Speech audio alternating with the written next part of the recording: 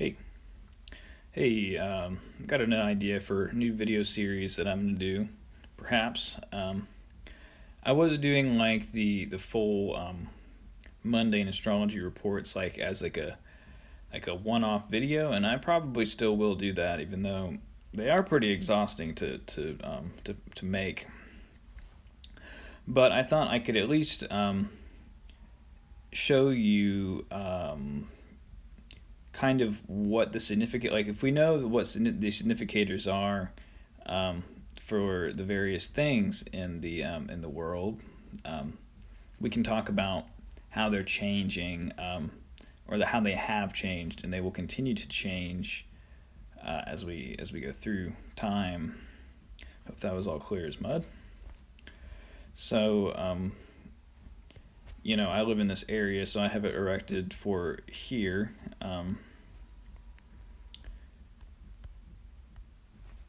Yeah.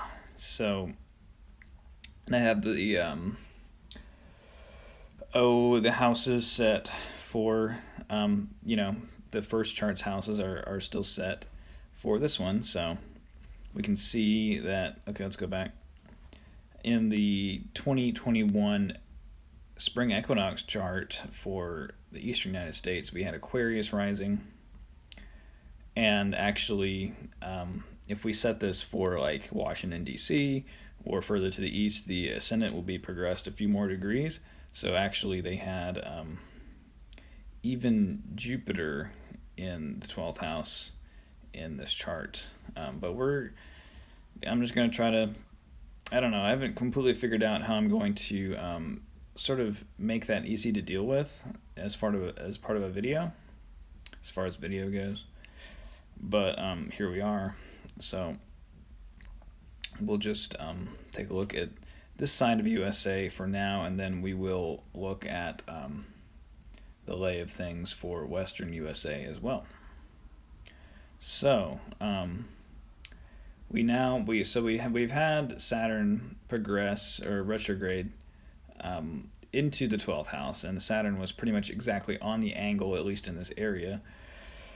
And that Saturn being retrograde in the 12th house, ruling the first house of the people, it made us all more evil to each other than maybe we otherwise could have been.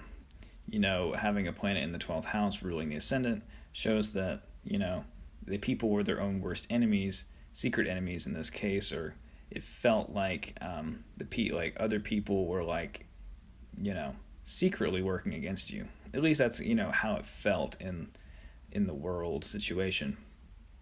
But now we have Saturn moving direct in the 12th house, ruling the first house. So even though Saturn still is in the 12th house, being direct in his own house of Aquarius and in the 12th house, which he also rules, is a pretty good condition for Saturn. So we can expect people will be at least able to get through with things without as much natural hatred as we have seen. And as well, we have Jupiter stationing direct in the first house as well. So, I mean, the people's aid will also come back to be in an improved condition, as well as the sense of community that we all crave will be here. So I would overall expect people to somehow be a bit better. I mean, the reason people were so bad in the first place is that the significator of the people was not good, etc.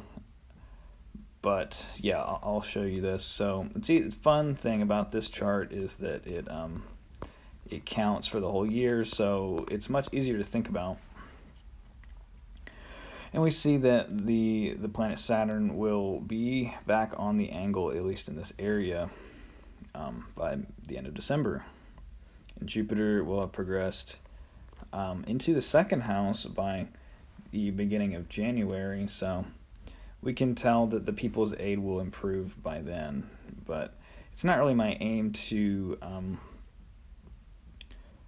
go that so far in the future, I guess. I just wanted you to know that at least in the mundane circumstances, things do take a turn for the better, at least over here. Because the significators are less afflicted.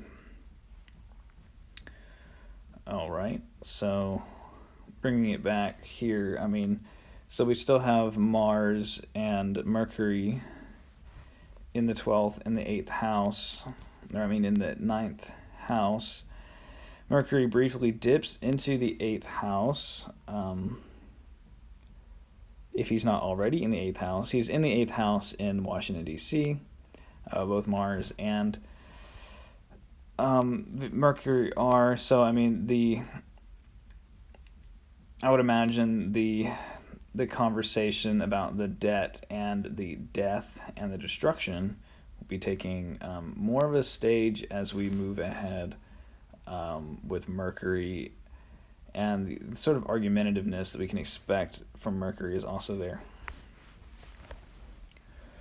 Having Mars and Mercury in the 9th house with the Sun in this area of the world, the 9th house is ruled by Venus, so there is a foreign element here, or an element of higher learning. All these things are happening in the house of higher learning or education or law.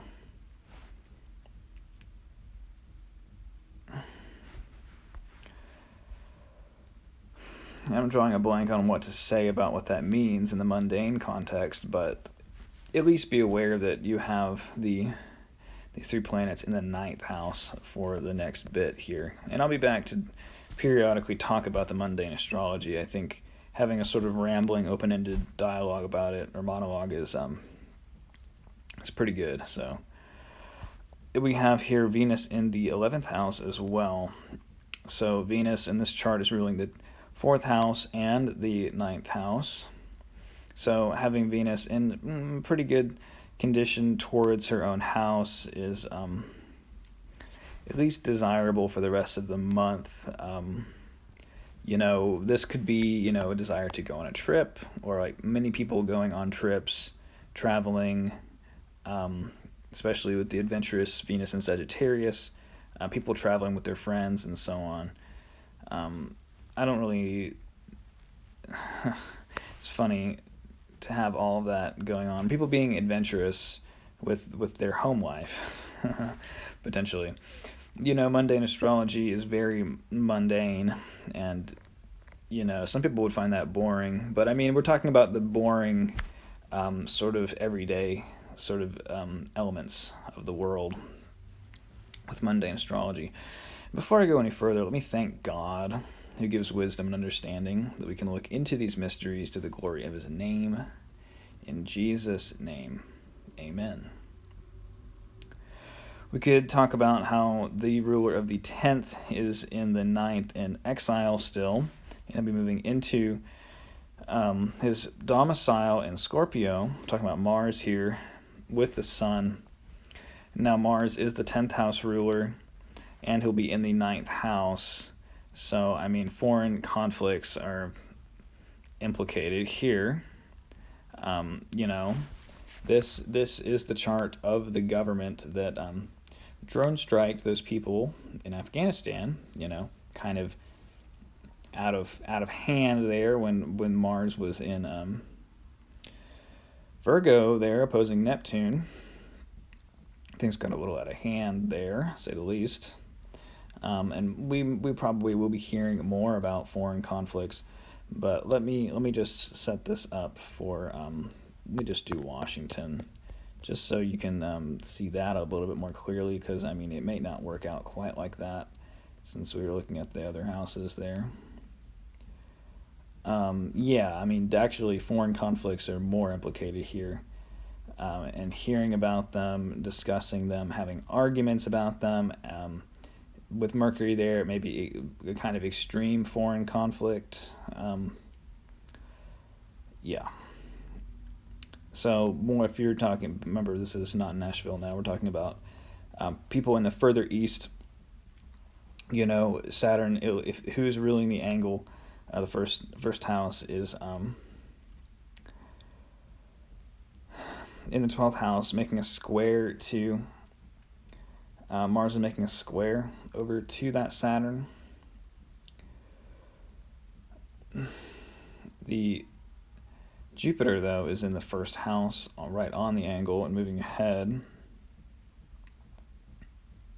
So the ruler of the government and the third house, whatever that is, really in the mundane astrology, more like the streets, literally, and like literal communications. That Mars ruling the 10th house, making a square to the ruler of the first house, indicates, kind of an excessive government activity upon the citizens. So we can expect that to come out, especially further east. Let's go back to Nashville, though, and then we'll jump over to like Denver and places like that. Kind of, I don't know why I use Denver, but like just other places like further west. We'll look at those charts as well.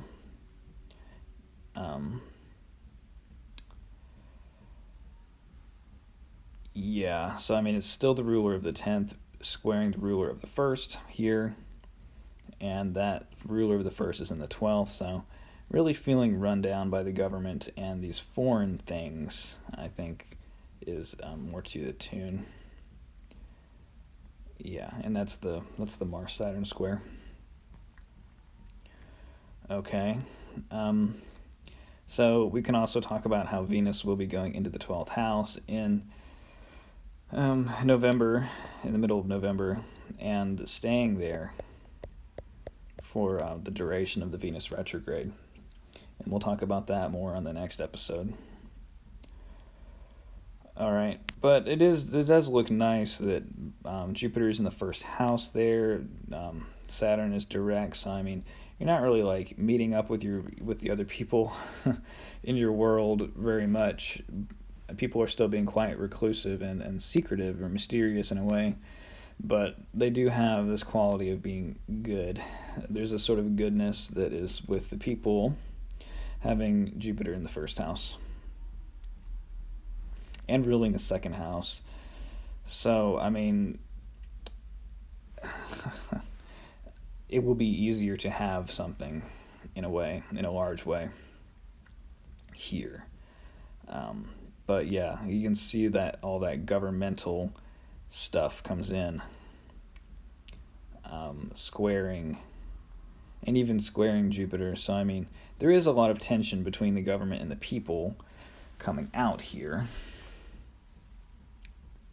even playing out on the streets. So we will look at, let's see, now we have to do, I think this is it. No, that's not it. We have to look at the other. Yeah, this one. This one is set for California.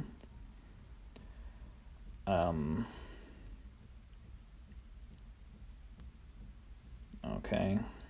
And I haven't made a video about this at all. I wasn't well. Mars is my Time Lord. I have not been well. So I've not been able to really, I don't know, put in the effort that I would have liked to. I've kind of just sporadically felt like I can talk about these things, but all right, so backing it up to the present time, Venus has just gone into the first house, so I mean there's a sense of the people going on adventures, or being happier, or like being able to maybe enjoy life a little bit more. Having Venus in Sagittarius ruled by Saturn, it's kind of funny. It's not really funny, I guess, but I saw this image the other day. It's like a weary world gets out and dances, and so everybody, out at the pier. It's like dark and wearing masks and whatnot. It's kind of sad. I mean, it's fun, but it's kind of sad. Having Saturn ruling, or being the sole dispositor of this whole chain, but you know, the Venus is in Sagittarius in the first house, so people are enjoying themselves. People are, probably having a pretty good time, honestly. Um, Saturn is direct in the third house, creating like a space where people can do all of these things. Um, the Mercury is in the 11th house, opposing Chiron in the fifth house, if you want to bring that in, I guess. Um, so, I mean, kind of like a painful painful lesson around the ones we love there. And the Mercury opposing out of the 11th, um, people are getting out, they're being social with Venus in the first house ruling the 11th house. People probably aren't really talking to each other, though, with Mars in the 11th house, probably kind of still like a uh, unpleasantness around society. And let's see, the ninth house ruler is also there. Mars is with the ninth house ruler. Mars is the 12th house ruler and the fifth house ruler in this chart. So, I mean, Mars is indicating the hidden enemies of the people are somehow with the rulers of the ninth house. In the ninth house, I think I'm struggling a little bit with it because I don't quite know what it means in mundane astrology. It must be relative to education, foreign interests, and so on. The enemies of the government being indicated by the sun there. The government in this chart is indicated by Mercury in the 10th house. He's also talking about this the 7th house. So the government ruler is there with kind of at the party with the enemies of the people and the enemies of the government. So it's all like a weird party energy kind of playing out for the rest of October. Everybody's enemies are kind of at the party, just kind of trying to have a good time.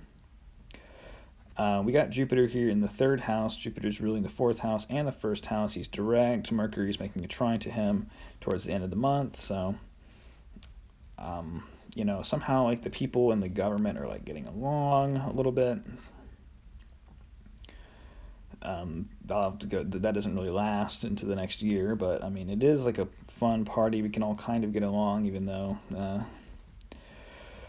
Okay, so but Jupiter's in the third. He's ruling the fourth, so good energy coming back for like home situations and like kind of like creating like a integrated environment on the streets for people to enjoy life. Looking pretty good for the rest of October for like just having a good time with your enemies.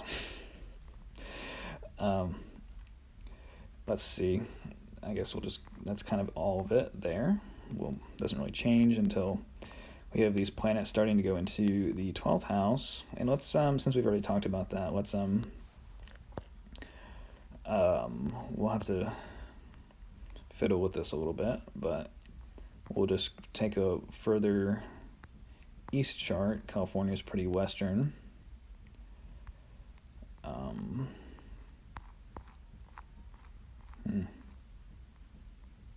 Sorry about that. Next time, once I get these down, I'll have these, I don't know, on slides or something. That might be like a better way than just generating it on the spot. But yeah, so it is a bit different here in Denver. Maybe like, any of those states kind of, the first house is more progressed. So I mean, Venus is still in the 12th house for now, and Mercury is still in the 10th house. So I mean, doing government and the homeland things are more emphasized, I guess, here. Saturn is in the second house here, so there's a restrictive context around money or what people actually have. More so than further in the east there. Saturn a bit more restrictive about that. But looks like the party keeps going over here. pretty much the same, just kind of it happens like later in the month, and maybe it just kind of keeps going. I mean, Venus stays in the first house, ruling the 11th house, but there really isn't as much. It really does kind of end once all the planets leave. Uh,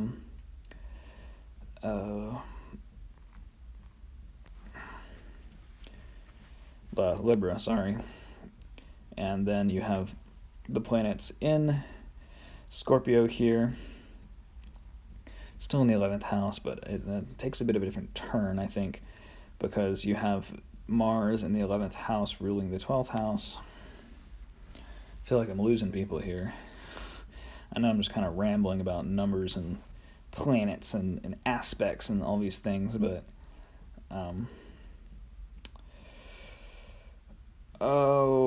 Mars is in the 11th there, and we have the planets going into the 12th here in November.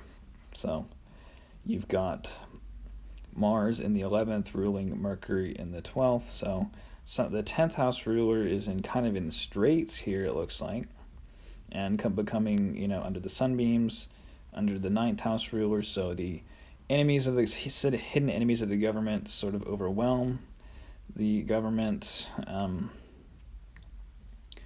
I don't know if it's foreigners or what. And then foreigners coming in, overwhelming the government.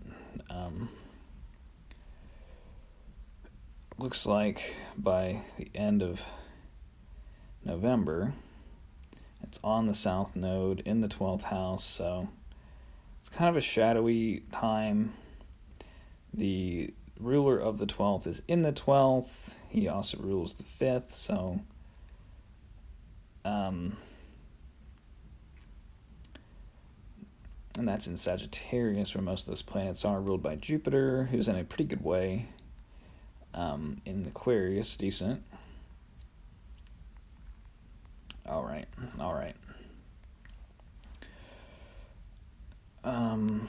Yeah, I guess we'll just finish off the video here. That's pretty much the lay of it for the next month or so.